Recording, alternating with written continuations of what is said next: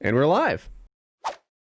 So anyway, what do you want? Mandalorian. So all right. So Mandalorian. I was a big fan of season 1. I was a little upset. I think all of our major complaint was it meanders a little, but it's like, hey, stay on story. I want you to.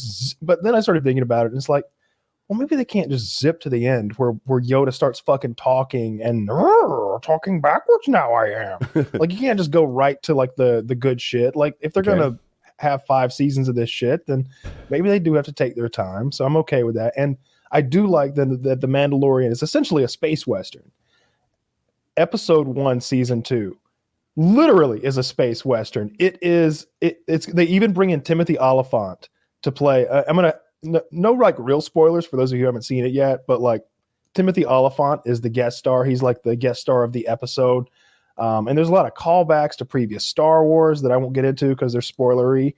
But then Timothy Oliphant's one of my favorite actors. So I loved him in Deadwood.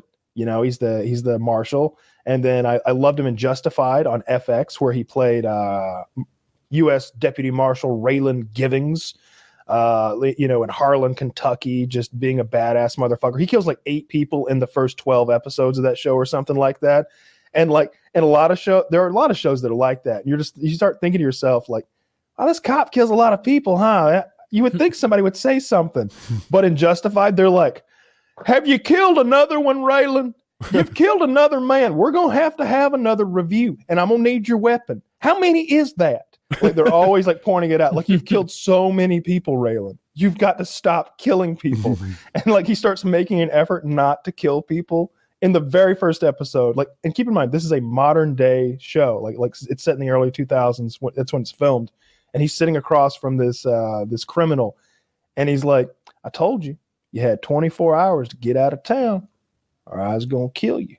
And you're like, this is the deputy U.S. Marshal? Like this isn't Deadwood. You can't do that. And the guy's like, he's like, you're not gonna kill me, Marshal. You're not gonna fucking kill me. What? It's the Wild West. You're not gonna fucking kill me. He's like, well, would you bet your life on it? Because I'm gonna kill you.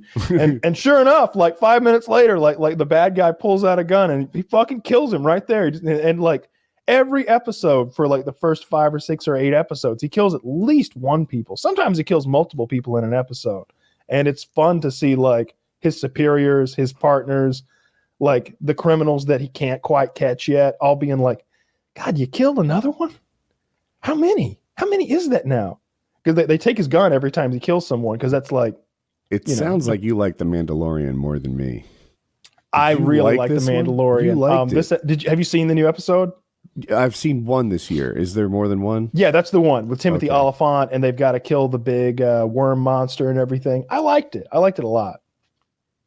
I mean, I didn't dislike it. See, I think I'm doing to Star Wars what frustrates me that everyone else does to Star Wars. A new movie comes out, the thing's like a 6 out of 10, 7 out of 10, and they're like, oh, I was expecting a 12 out of 10 cultural icon, amazing movie, and it fell short of those expectations, right? So here comes The Mandalorian, and I'm like, I want this to be good. I want this to be one of the better properties on television right now. You know, like, it should be great. And I watch it, and I'm like, well, I mean, it didn't suck, but it was just, if it didn't have Star Wars attached to it, I wouldn't even be interested in this.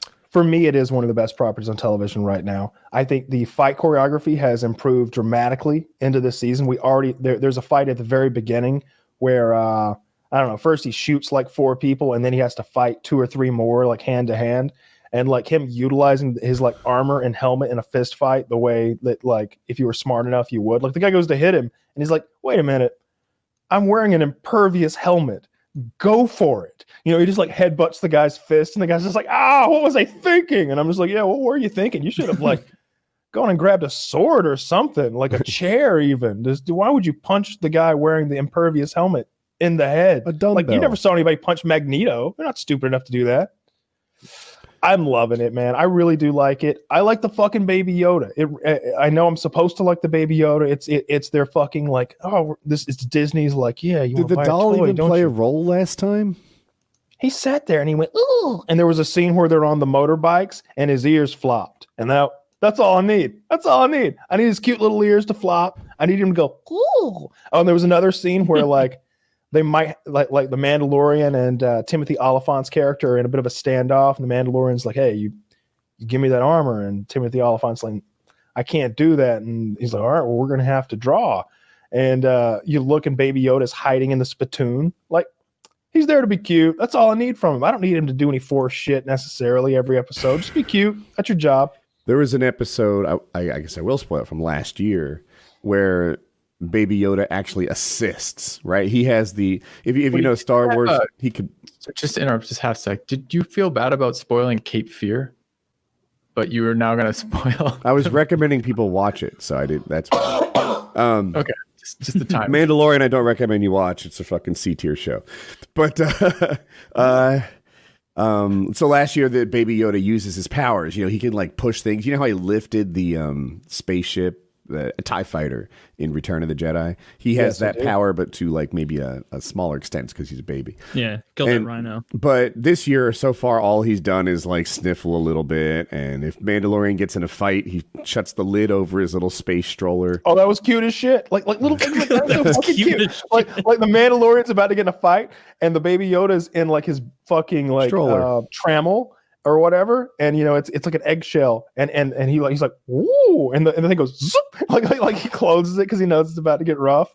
Dude, I love it. So you like sitting down and just like going into it like it's going to be a bunch of fan service, and that's what I'm looking for, kind of. I like the fan service, but I also like the mixing of genres. You know, I like that this is a fucking Western at its heart.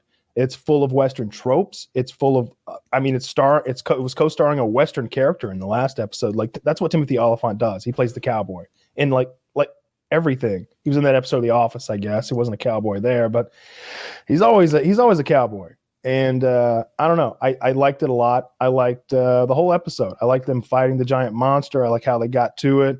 I like the heroic ending. I like Pedro Pascal. I'm glad he escaped out of Game of Thrones and was able to get himself a whole new gig where it seems like he's one of the most popular guys on TV right now. He doesn't even have to do anything. It seems like he's just doing voiceover when you really think about it. I highly doubt he's the one in the armor. I didn't consider that. I always assumed he's in there, but you're right. There's no need for him to be that guy unless pay somebody else to do those fights. Probably, although he's clearly capable because like one of the most. If I had to pick the top 3 fights of all time from television, the fight between the Red Viper of Dorne and the Mountain Who Rides in that episode of Game of Thrones is in there. That fucking crazy twirling fucking spear fight against this giant oaf who you can't let touch you was incredible. That's one of the agility. It was cool.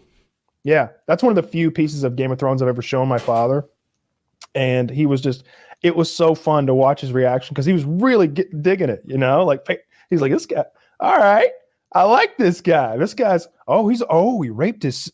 Oh, all right, get him, little man. And then fuck spoilers. It's Game of Thrones. Yeah. You know, he crushes his skull and his eyes and just pops his head. And my dad's just like, oh, all right. Well, there's no coming back from that. Oh, yeah, definitely not coming back now. His head exploded. That's how I remember it too. Like, I think at first maybe he lost his eyes and you're like, oh, was it his teeth? Okay. Yeah. There was the punch that knocked him down and the teeth just rattle across the ground. And I'm like, wow, that's kind of permanent. Like this sucks. He's I don't know hurt. what dental work is like in this medieval world, right? But and then he smashes his skull like it's like I can do to an apple, kind of. And if you really focus on the apple, but I have to dig my thumbs in there. It's a bit of a cheat. Exactly. Yeah, but I have done it on stream before. Ooh, I can do it to a peach. Give me a tomato and I'll fuck its life. Bring it, tomato. I mean, as long as it's right. Yeah, don't go too excited. Bring me a green tomato. Expect me to what am I going to do with that? For you. But I get you not being like. Did you notice? Like, I haven't watched any of those videos that are like 500 secrets that you missed in the new episode of The Mandalorian. I don't watch those. I probably should. 500 secrets. Yeah, but was that Django's? Boba Fett? Was that Boba Fett's armor that? I'm not sure. He was wearing? No, wasn't it red instead of green? Well, I want to say that his was like reddish and greenish, and like I think he mentioned that he'd gotten it out of a Snarlack pit, which is where he fell. But I thought in some of the novels that they had like Boba Fett like climbing back out of that Rancor pit. Like I need to watch and see if that's confirmed by the super Star Wars nerds, because it's also got a hole like in the above like the camera right, over here ear like above the eyebrow. It's got like a dent in the helmet, and I'm wondering if that's part of Boba Fett's helmet. Like I haven't watched the original Star Wars in years. I'm curious too, and that would be neat. That would be a cool little thing to add to it. I'm acting like I hate the Mandalorian. I'm really just providing a counter, but I do think it's like a 6 or 7 out of 10 show, and I'm doing that thing where I want it to be a 10 out of 10. To me, Boys is the best thing on TV lately. I agree. I agree with that. I'm big into that. And if whenever Better Call Saul comes on, I'm really into that. I know you're not crazy with how much they masturbate themselves to the camera work. They're making like Disney. Disney's making like 2 or maybe even 3 other Star Wars series like they're in production. I didn't know that. I'm happy to hear it. I'm happy to hear that The Boys has a spinoff coming. Me too. Yeah. So they're making a Obi-Wan Kenobi TV show with Ewan McGregor. The fans are gonna get fucking cream their pants over this thing. You better not even be taking lock and load. You're gonna ruin your dockers. They're loving this shit. And then they're also doing. Do you remember Ahsoka from the Clone Wars? She had animated shit things. Yeah, the little girl who was like Anakin's student. I can't remember the term they used. Protege. She called him her master. Padawan? Slave. Padawan? Yeah, Padawan, like I think. I think they're talking about having Rosario Dawson play her, which I think is like perfect casting. Maybe we'll get another one of those full frontal nudity scenes of Rosario Dawson. Get to see that never have too vagina many. she's got. That sounds great. Yeah, I'm down. Whenever I think about something, hey guys, I'm thinking about sailing to Africa on a boat and vlogging it. They're all like, do it, Woody. Of course they say yes, right? Mm-hmm. It's not much to them, and they'll just stop watching it if it's not good content. That's how I feel about these. Like, oh, you got 4 Star Wars coming out? Do it. I'll decide if it's worth my time later. Yeah, of course. It's like already. I'm paying $80. I'm $80 a year or some shit for Disney Plus. So add some content, because I watched all the National Geographic shit. I don't care about cartoons anymore. I'm an adult. And then I got The Mandalorian. I'm paying $80 a year for The Mandalorian. So give me some content. Let's go. That's a lot for Mandalorian. I signed back up for Hulu recently just so I could watch South Park. Guess what? South Park's not on Hulu anymore. They got rid of it. So, but luckily Justified. I started searching, and I'm like, I'm either going to have to find a show or cancel Hulu, because I just spent $13 or $14 a month on this, and I found Justified. So I've been watching that all. King of the Hill's on there. Yeah, I'm not as big of a fan as you. Like, I've seen it once, and that's good for me. We have some level of free Hulu. Like, I guess if you buy ESPN Plus, which I want because of UFC fights, and you buy Disney Plus, which I wanted because of The Mandalorian, you get the Hulu package in free. But I think there's still ads. Yeah, I can't deal with ads, so I just ponied up for the $13 or $14 a month version. I can't deal with ads anymore. I never watch Hulu.